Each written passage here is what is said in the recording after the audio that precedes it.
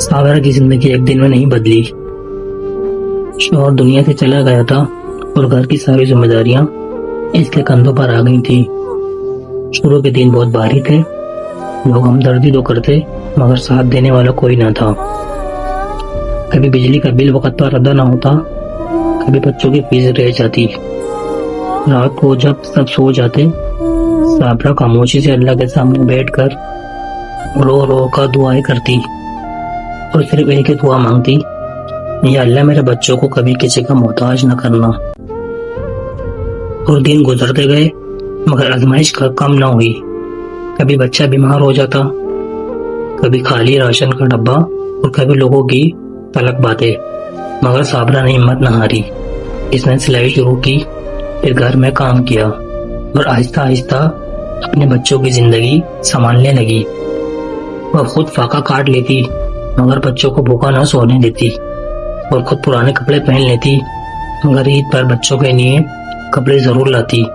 इसकी थकी हुई आंखों में सिर्फ एक ही ख्वाब था, अपने बच्चों को कामयाब देखने का। साल गुजर गए, बच्चे बड़े हो गए, पढ़ लिख गए और एक दिन वक्त भी आ गया जब साबरा का बेटा अच्छी नौकरी पर लग गया। इस दिन साबरा ने पहली बार सुकून का लंबा सांस लिया और इसकी आंखों में आंसू आ गए, और ये आंसू गम के नहीं थे, शुक्र के थे। बेटे ने मां के हाथ पकड़कर कहा, अम्मी आप लोगों को कोई तकलीफ होने नहीं दूंगा। आपने हमारे लिए जो कुछ किया हम कभी नहीं भूल सकते। ये सुनकर साबरा मुस्कुरा दी। इसकी सारी थकन जैसे कि खत्म हो गई और इसने आसमान की तरफ देखा और शुक्र अदा किया। वो अब भी हर नेमत का शुक्र अदा करती है और भूलती नहीं। घर में सुकून आ गया मगर साबरा की आदतें नहीं बदली।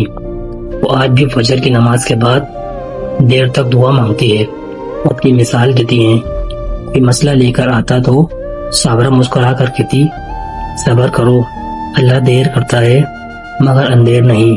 इसकी जिंदगी ने इसको सिखा दिया था कि मुश्किलें आसानी तोड़ने के लिए नहीं बल्कि इंसान को मजबूत बनाने के लिए आती हैं। या अल्लाह, जिस तरह तूने मुझे संभाला, हर मजबूर माँ को भी सहारा देना। इसी शुक्र, सब्र और उम्मीद के साथ साबरा की कहानी हमें ये सिखाती है कि अंधेरी रात चाहे कितनी लंबी क्यों ना हो, अल्लाह की रहमत की सुबह जरूर तुलू होती है।